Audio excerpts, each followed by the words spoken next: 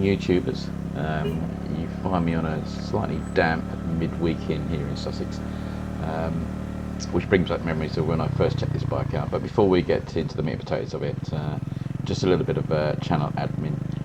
First of all, thanks to everybody who's subscribed, and the channel continues to grow, and really enjoying the process. And it's nice to have conversations with people on the comments, and really lovely comments. So keep that up, guys and girls, from wherever you are in the world, because we're really enjoying bringing this stuff to you. So what are we doing today? So this is going to be a revisit on the bike that I first tested back in January, the Triumph 400X, and a big shout out to Washington Triumph, Destination Triumph down in Sussex, for letting me ride this bike again. And the bike's got a couple of thousand miles in it now, so it's nicely running, and that's why I wanted to get a check on it really and see how it's holding up. Obviously that's a doctor on call. So we're going to do an overview on the bike again and see the finishes is all well. We're going to do some engine testing as well, which I did similar to the Himalayan 40 to 60, so I'll show that a little bit later on in the video. But we're going to head back to the church where my very first video, and we'll have a look around the bike and take it from there. I'll see you at the church. Plus you'll get to hear the bike in full this time. Now I've worked out how to do audio on my videos, which is a big improvement since January. So here we are, back on the Triumph 400X Scrambler, or Scrambler 400X, whichever way you want to talk it. But so we're back on this because I wanted to get an idea of how this bike has fared. It's done nearly 2,000 miles now, and just do a little revisit after this being the first bike that I reviewed back in January. It seems like a lifetime ago, isn't it, January, but it's not.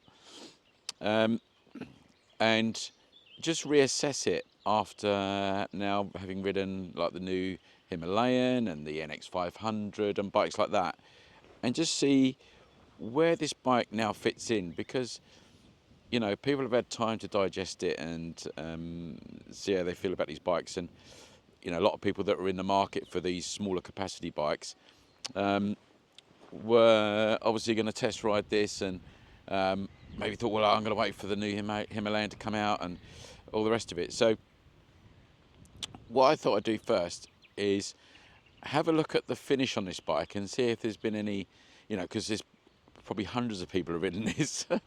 I want to see how it's fared really in the first instance. And looking around the bike, do you know what? The finish is still spot on, and you can't knock Triumph for the quality of the finish on their bikes, because this still looks pretty spectacular. Let's have a look at those these sort of all important bits. When you get sort of down here, got a little bit of rust on a screw there, but that's, you know, what to expect. But that's an easy replace, isn't it? It's nothing major. The radiator's all really good, and this is where you're going to get most of it. So obviously their mudguard is actually doing a really good job. I know I like to look at bikes in isolation rather than comparing to others, but remember what that the Himalayan was like. If you check out my other video, you see that they had two mudguards and neither of them were working because it was all dirty all the way up. But this is actually it's got good coverage, isn't it? That the brake part's still good, but I mean they're the Bibries, and they'll be the same as what you got on the most of these sort of modern small capacity bikes. They're all using Bibri now, which is I suppose they call it the budget Brembo, don't they? What about around the back? Have you got anything happening around here? No, it's all good, you know. The obviously they're going to clean their bikes, aren't they, because these are demo bikes. But when you look at all the things like the wheels, no, they're all spot on. There's no degradation in sort of the finish, which gets worked hard, you know, like the exhaust. Tiny little scratch there, but that probably by the fact that you know, these are sort of things where people knock them as they go in and out of the showrooms and stuff like that. The frame's still fine, and it might seem funny, you know, looking at a bike that's still so new. But when I look at my Interceptor, which is only a year old, excuse me, and I'm still suffering with the 100-day cough. I think I'm on day 93. You know, some of the finishes suffered on that, and if on a video that I've just done with where I fit the sump guard, you can see, you know, the imperfections in the finish, and it's only done about 2,500 miles, so not much more than this. So yeah, interesting. The finish on the wheels is obviously still very good as well. So that's impressive, and I think you see that with Triumphs in general. You know, even my Bonnevilles and stuff, the finish is still really, really top on that bike after nearly 12,000 miles. So yeah, impressive. We'll go and have a try out the engine, because I'm doing this thing now which I think is quite interesting. People might think it's daft, but where I do like a 40 to 60 test in the last 3 gears, in the 4th, 5th and 6th. So let's go and do that, and we'll have another chat about this engine and how I feel now after it's been running, what I feel about that. So the 40 to 60 is going to be about, you know, how does the bike overtake and how does it accelerate in those sort of gears. See how easy it is, but we do 4th first, 40 to 60, and see how that goes.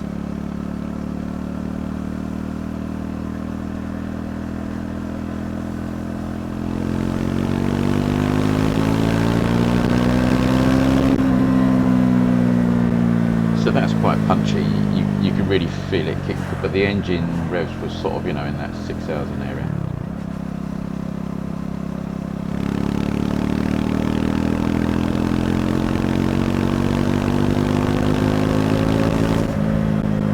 So same in 5th, but you can feel the lag in the engine from that. So into 6th now. It takes a little while to get and drop it back down to 40 in 6th gear.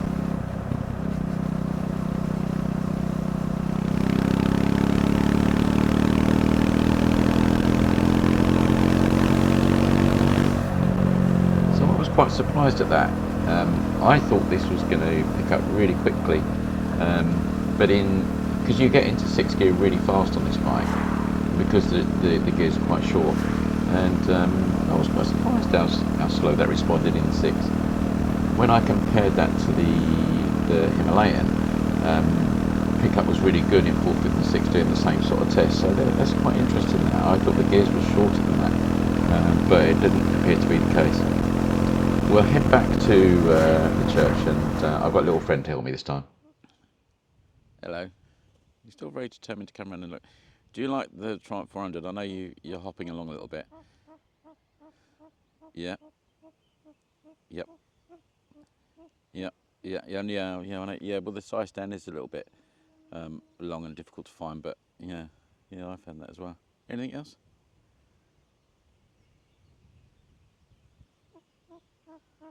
Yeah. It's got a USB. Yeah. It's good. Yeah, it's in a really nice position. It's by it's on the dash. Much better than all the other ones I've ever tried. Yep. Yeah. Well, it's a really nice bike, and yeah. Well, thanks for your comments, and just carry on eating your millet there, whatever it is you're eating. Thanks so much.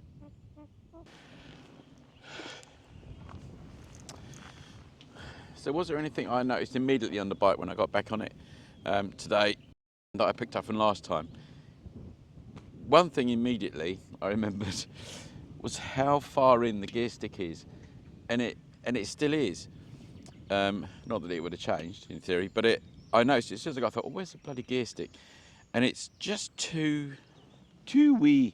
It's just a little bit too small, and I think if it had another inch on there, or it was just out a little bit, would make quite a big difference.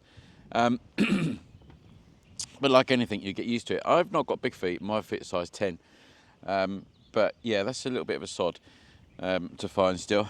The side stand, yeah, I know where it is now, so it was a little bit easier to find. but that was good. Um, so in as much as, yeah, it's a little bit different. If they just put a bigger spur on that, that would have made a big difference. Um, I still feel there's not enough in front of me here on this bike. Um, and what I noticed, what I think this bike is very similar to, in all the bikes that I've been riding in the last few months, it's more akin to that CRF 250L. And you feel that if you had that bike and this bike together, if you had two people riding these, you could have a really good day out, because you'd feel, you had a good match there. And although this bike was touted against the new Himalayan, I think the Himalayan is just such a different bike to this. It's totally different. Um, this is sort of on its own, and there's nothing else like it unless you go into that sort of enduro sort of motocrossy style scrambler bike. Um, this is not an adventure bike. It's great. It'd be great if you put some soft luggage on it, which is what I thought when I first rode this bike. But I just think it is very different to any of those other bikes that came out. And if we were trying to do a direct comparison, say, to the NX500 and the new Himalayan, this is nowhere near in that sort of world. I don't think it's a class on its own, this bike. Yeah, unusual. But I still actually enjoyed it. I've getting back on it again. Luckily, it's not raining now, but the weather was pretty much the same as it was when I rode it last time. Um, but you get used to it very quickly, and it becomes quite a pleasurable place to be on. The suspension is really good. I would rate it better than the NX in terms of its damping. Um, it's similar to the Enfield, but the Enfield is a much heavier bike, which is my other big point. This bike is so damn light, or it feels so damn light to throw around. Whereas the Himalayan is a heavier bike, and so is the Honda. But this is a really light bike, and that's why, again, it feels so much like that CRF when I got on it and started to move off. One thing that I had noted, now that the bikes are really starting to appear in the showrooms, and those sort of first 2 or 3 order batches are coming out into the public, that I've seen a few of these on the road, and they look really good. And although it's a very light bike, like I said, it doesn't look like a light bike. It doesn't look like a small bike, that it hasn't got that sort of presence on the road. And yeah, and particularly the speed. I've seen people on the speed, which I've said is outselling the Scrambler apparently. It looks really good. It's a great looking bike, and you have to do a double take to check that it's not actually the bigger engine version, because I think that's why that is such a great bike. It's the styling of it. There is nothing else in this area that looks the same as this, and it is taking this one in particular. It is a Scrambler, and that's exactly what it feels like. It is exactly that. It is a Scrambler, and yeah, all credit to Triumph for pushing through with that. Really lovely. So the engine, yes, now it has run in, it does feel slightly different to what it was before when I first took it out, which you'd expect anyway. It does still have that little power band. It seems to be slightly higher up the rev range than it was before, but sort of after 4,000 revs, 4 to 6 is where it seems to be quite happy. But yeah, it's been really nice taking this bike out again, and I realised why I enjoyed it, and particularly that suspension, which is really well set up on this bike, really well. The damping's fantastic, and again, I've got to reiterate, it sounds great. Oh, it's still a long way up for my leg, you know. So, what do I think about this bike now compared to when I tested it back in June? I still think it's a really good bike. It's a really cool bike. It's a good looking piece of kit. I think the finish and the fit and finish is really good, and I think this is going to last. I still think the engine is a bit peaky for me. It revs quite high. Vibration wise, I think this is under more control than the Enfield and bikes like that. For a single, I still think this is really good. And the vibration is a bit more gentle over the whole bike, you know, and that doesn't seem to be causing me any problems. I can't still feel the vibration. The pheasant's still going. Still can't feel the vibration after I've got off the bike, which is okay. And you still have to look at the price. This is still a sub £6,000 bike, and when you look at the speed is sub 5,000, isn't it? It's about 4,995. That seems like a real bargain at the moment, doesn't it? And the speed is actually, with the information I've been getting from Washington Triumph, is that that's become the more popular of the two, the speed. And the demographic of people buying that bike is actually older riders, and they're obviously wanting something which is so much lighter than the current bikes they're riding. You know, if you think of like the 1200 Scrambler, that's a real animal to lug around. This is so easy to manoeuvre, and I've got to stress that again. You notice it so much when you get on this that it takes no effort to get it upright and move it around. And that's quite a big consideration when you're getting slightly on in years and you're not quite as strong and robust. We all get there. I've got there, and it's quite a pleasure to ride a lightweight bike. So, yeah, thumbs up from me. Still, I still think it's a great bike. I think it's got its own place. It's got its own niche now. This bike. I know it sits in their line of their scramblers. You know, you got this one now. You got the 900, the 1200. It wouldn't surprise me if the 660 engine got into one of these eventually. So, you know, they're all looking at that middle ground, aren't they? These manufacturers for motorbikes, and that's where the money seems to be. People are coming into smaller bikes. They're looking for better economy and that sort of stuff. So, yeah. So I hope you like this little update. Still, the other little things I niggle me about this bike: the gear stick, the side stand, the slightly urgent engine, I suppose. But yeah, I still think this is worthy consideration if you're looking for a lightweight, classically styled sort of bike with all the joys of modern engineering bring you in reliability and all the rest of it.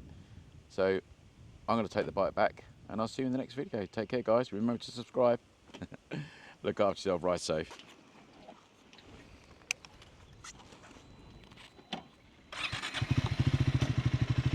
It's goodbye from me and the pheasant.